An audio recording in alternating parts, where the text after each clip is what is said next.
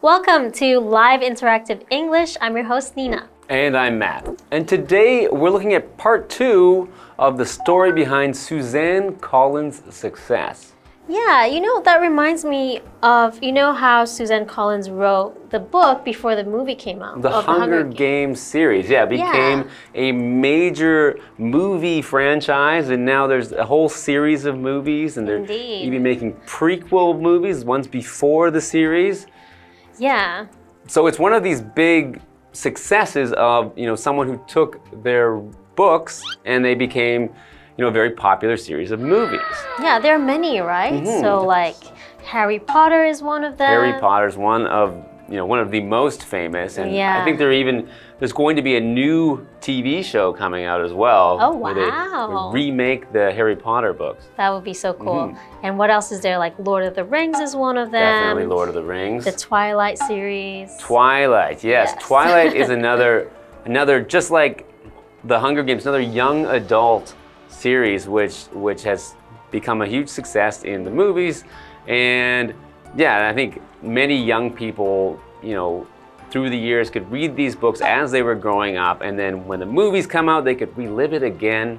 So it's very nice. Yeah, so whenever you have an amazing writer like that, write an amazing story, and it can become a movie, everyone can enjoy it. So even more recently is, well, I guess it's a remake because they've done it once before, but the Dune movie. Oh, yes. I just watched the first one a couple of days ago, and also I went to the theaters to watch the second one. Okay. So yeah, it was actually very good. And it kind of reminds me of the Hunger Games in a sense that it's about a terrible future. Okay, yeah, a world where we don't want our future to be like this. Exactly.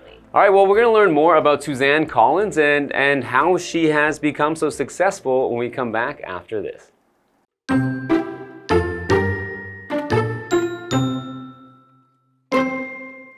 Suzanne Collins has learned a thing or two about writing during her career, and she has been open about her approach to the craft. I grab some cereal and sit down to work as soon as possible. Writers can struggle with motivation, and getting started each day can be difficult. So Collins begins working right after she's finished breakfast.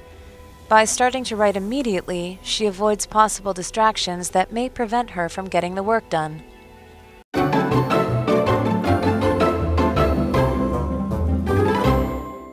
Welcome everyone to part 2 of the story behind Suzanne Collins' success. Yeah, so in part 1, we learned that Suzanne Collins had a huge amount of success with her Hunger Games book series, where they had sold hundreds of millions of copies of those books and made billions of dollars from the films based on the books. Yes, exciting stuff. All right. Suzanne Collins has learned a thing or two about writing during her career, and she has been open about her approach to the craft. Okay, so she's been open about her approach to the craft. The craft meaning a skill or occupation that requires specialized knowledge and expertise, often involving creative ability. So for example, as a skilled baker, Liam takes pride in his craft. Right, so I think in this case, when she's been open about her approach to the craft, they mean she's been open about her approach to writing and how she writes. So she's been open publicly telling people about how she goes about writing and thinking of these amazing ideas. Yeah, so it might be a good inspiration for people who want to be writers, right? So continuing, I grab some cereal and sit down to work as soon as possible. Okay, so that is Suzanne Collins' approach to writing. She grabs some cereal and gets to work as soon as she can. Okay. Writers can struggle with motivation, and getting started each day can be difficult.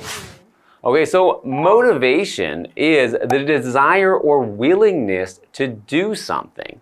And as I said, often writers struggle to find motivation, so they cannot find the desire to do something or not be something that makes them want to do it or willing to do it. Yeah, and I would say writers especially would need motivation to get to work since their job isn't exactly a 9 to 5. Right, you have to be self-motivated. You have to find the motivation within yourself. So we have an example sentence. Finding motivation to exercise can be difficult during the winter months. Yeah, I hardly exercise during the winter months. I need the motivation. So continuing, so Collins begins working right after she's finished breakfast. By starting to write immediately, she avoids possible distractions that may prevent her from getting the work done.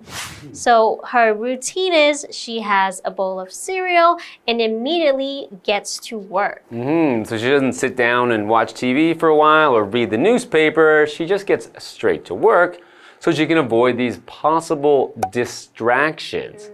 So a distraction is something that draws your attention away from what you are trying to focus on or breaks your concentration. So these could be anything that might, if you were to check her email, for example, she might find some distractions in those emails that have other work for her to do or other things that you need to get done.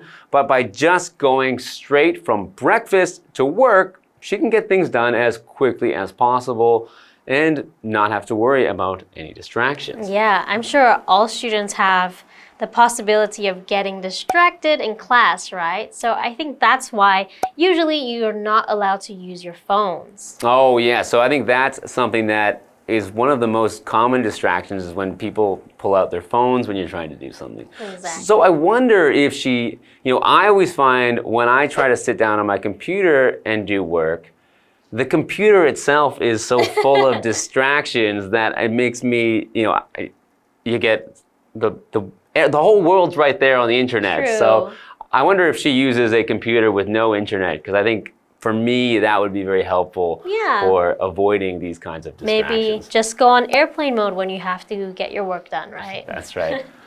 All right, well, we're going to learn more about Suzanne Collins when we come back after the break.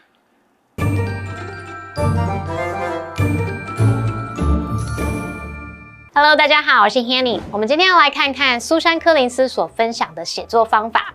作家往往不会是朝九晚五的上班族，他们可能得跟这个动力来奋战，每天要开始工作就会很困难，就是想说，哎，今天要不要工作呢？就像我们这种自由工作者一样。好，那所以苏珊·柯林斯就会在吃完早餐后尽快坐下来开始工作，避开可能会妨碍他完成工作、让他分心的事物。那么单字 craft 当名词，它可以表达需要专业技能的工作活动，或者是指手艺工艺。好，那么 Nina 老师这时候解释时有用到 specialized，special 后面加上 ized，specialized 可以形容专门的、专业化的。老师还有用到 expertise， 在 expert 后面加上 ise， 那这个名词表示专门知识、技能或是专长。下一个单字 motivation， 它表示动力、动机或者是诱因。Matt 老师刚刚有提到 self-motivated 则可以用来形容是自动自发的。再来看到 distraction 这个名词，它表示使人分心的事物，或者是娱乐、消遣或是分心。那它的动词是 distract 就表示使分心。那这边两个重点，我们进入文法时间。我们来看第一个重点是 as 形容词 as possible 或是 as 副词 as possible， 就是表达尽量、尽可能怎么样。那这个片语呢，可以改写成 as 形容词 as one can， 或者是 as 副词 as one can。这个 can 必须依照时态来变化。我们看两个例句 ：I'll get back to you as soon as possible。相当于 I'll get back to you as soon as I can， 我会尽快回复你的。那另一个例句是 He tried to stay as calm as possible， 也可以说 He tried to stay as calm as he could， 他试着尽量保持冷静。好，那第二个重点是 get 当使役动词的用法。首先我们看第一个句型是 get。受词 to 加上原形动词，可以表达使或让什么什么做某事。例如 She couldn't get the kids to quiet down， 她没办法让孩子们安静下来。那看到第二个句型是 get 加受词加过去分词 PP， 这是表达使某事物被完成。那这是强调动作的完成，而这个动作可以由自己或是别人来执行。例如 I got my phone fixed yesterday. 我昨天请人帮我修理手机。好，接话课文中。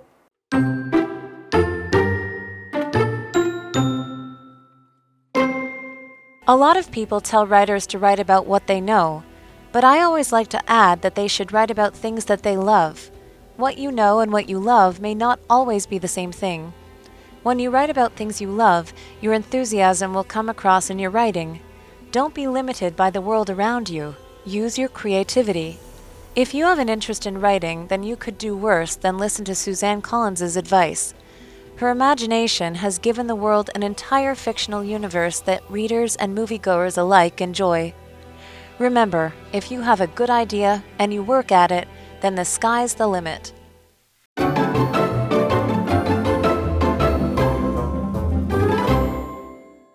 Welcome back, everyone. So before the break, we learned how Suzanne Collins actually is open to her approach to writing.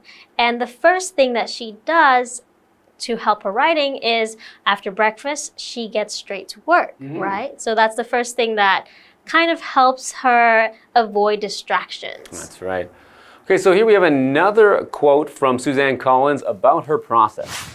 A lot of people tell writers to write about what they know, but I always like to add that they should write about things that they love. Okay, well, so Suzanne Collins writes about terrible future with lots of oppression. Does that mean that she loves these things? No, maybe she loves the idea of resistance to oppression. Oh, okay. Well, that's a good theme to love, I guess. All right. So continuing, what you know and what you love may not always be the same thing. When you write about things you love, your enthusiasm will come across in your writing. Okay, so your enthusiasm is a strong feeling of excitement and interest. Okay, so something that you're enthusiastic about means you really like or it excites you.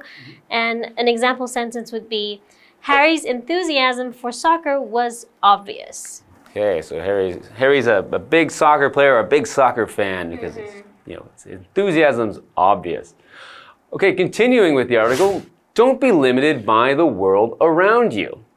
Use your creativity. Okay. Creativity is a noun and it means the use of your imagination to invent or create things. Often we use it with things that are artistic, like painting or making sculptures or even writing. So you can be very creative with your writing, as Suzanne Collins has been in her making of these whole new worlds within her writing. Yeah, especially when you're working with fiction, the sky is the limit, right? So you can really get to work with your creativity. So we have another example sentence for creativity.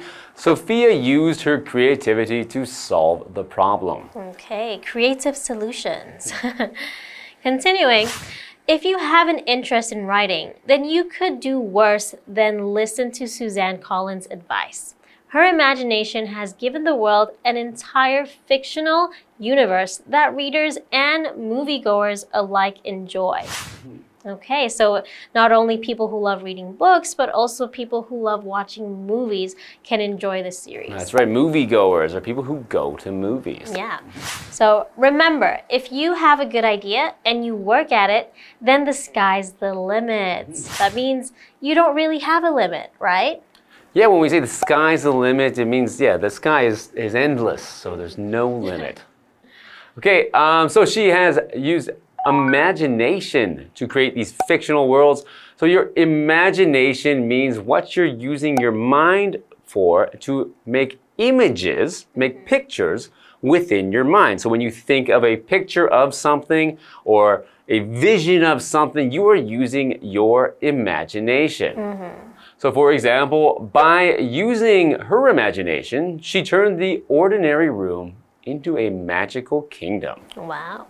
So we have a question here. Yes. So Matt, have you read the Hunger Games books or watched the movies? Okay, so yes, I have read The first trilogy of books, not the prequel, but I've read the 3 main Hunger Games books, and I have also watched all the movies, including the trilogy movie, the prequel movie, I mean. But I much more enjoyed the books. Oh, okay, interesting. So I would say I wasn't a huge fan of the movies because I've already read the books, and once I'd read the books, I had created my vision for what these characters look like, and a bit more of like what the world looks like, and you know, I had my own interpretation of what the author wrote and how I felt things should be. Yeah. But when I go to see the movies after reading the books, I always find that it never can quite live up to, it never can quite reach the feeling that you had from your own imagined world. Yeah. I think that tends to happen with most books turned into movies, right? Yeah, I have found that with many, almost every time I watched a movie that was based on a book, I have found that I enjoyed it less than reading the book. But that said, these days I don't have much time to read books, so... You'll settle for the movies? Well, I think I should just try not to read the books so that I can enjoy the movies more. Yeah. Well, either way, I think everyone can agree that the books were very well written and the movies were really enjoyable. Right, they both showed this very imaginative world and this new world for all of us, and it was a great thing to see and read. But I'm glad that we've learned about, you know, how these books came to be and how Suzanne Collins started her career and became such a successful author. Yes, indeed. So we hope you enjoyed this time, and we will see you next time. Goodbye.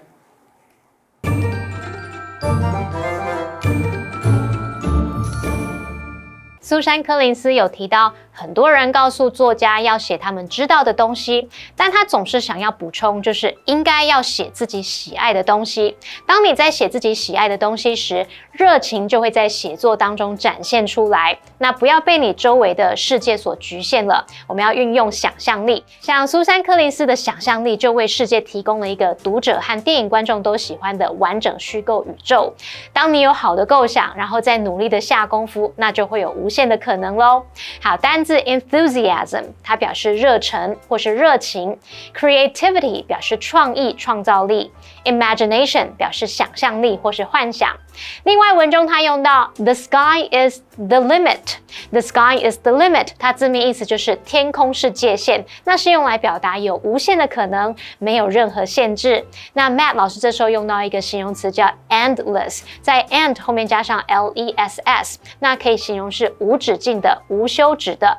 再补充一下，老师们最后有聊到《饥饿游戏》3部曲，还有它的前传。那我们学一下 trilogy 就可以用来表达电影、小说、戏剧等等它的3部曲。还有用到 prequel 可以指故事啊、电影等等的前传。好，这边一个重点，我们进入文法时间。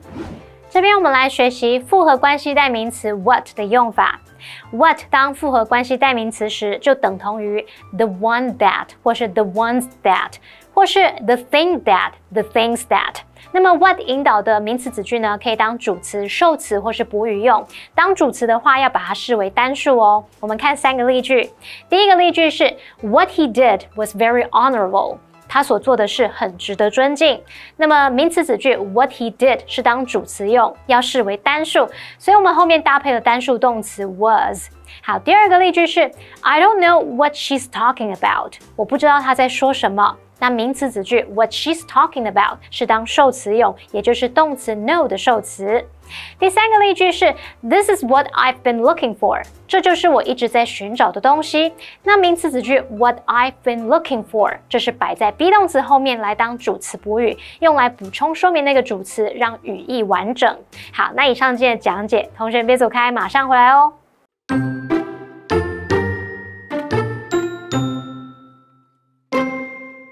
Suzanne Collins has learned a thing or two about writing during her career, and she has been open about her approach to the craft. I grab some cereal and sit down to work as soon as possible. Writers can struggle with motivation, and getting started each day can be difficult. So Collins begins working right after she's finished breakfast. By starting to write immediately, she avoids possible distractions that may prevent her from getting the work done. A lot of people tell writers to write about what they know, but I always like to add that they should write about things that they love. What you know and what you love may not always be the same thing. When you write about things you love, your enthusiasm will come across in your writing. Don't be limited by the world around you. Use your creativity. If you have an interest in writing, then you could do worse than listen to Suzanne Collins's advice. Her imagination has given the world an entire fictional universe that readers and moviegoers alike enjoy. Remember, if you have a good idea and you work at it, then the sky's the limit.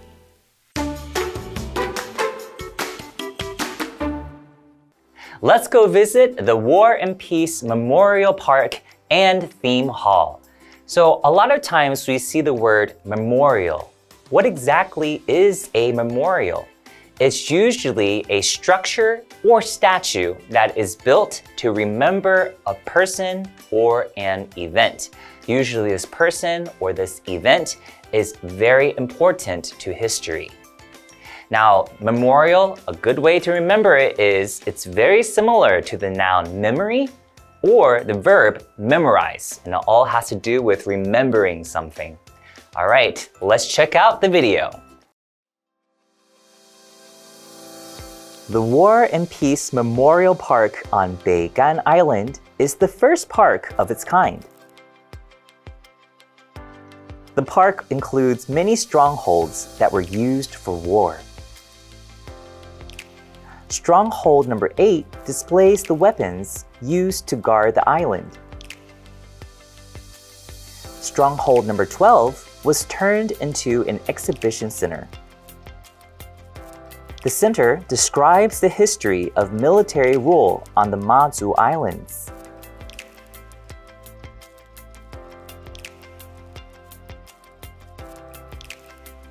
Displays show the tools that soldiers used and how they lived on the islands.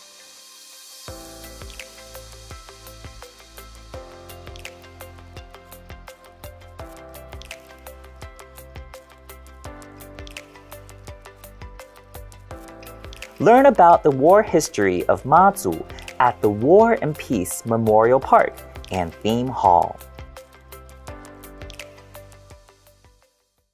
Mazu Island has a long history of military rule. So if you want to know more about that history, make sure to check out the War and Peace Memorial Park and Theme Hall. We'll see you there. Bye-bye.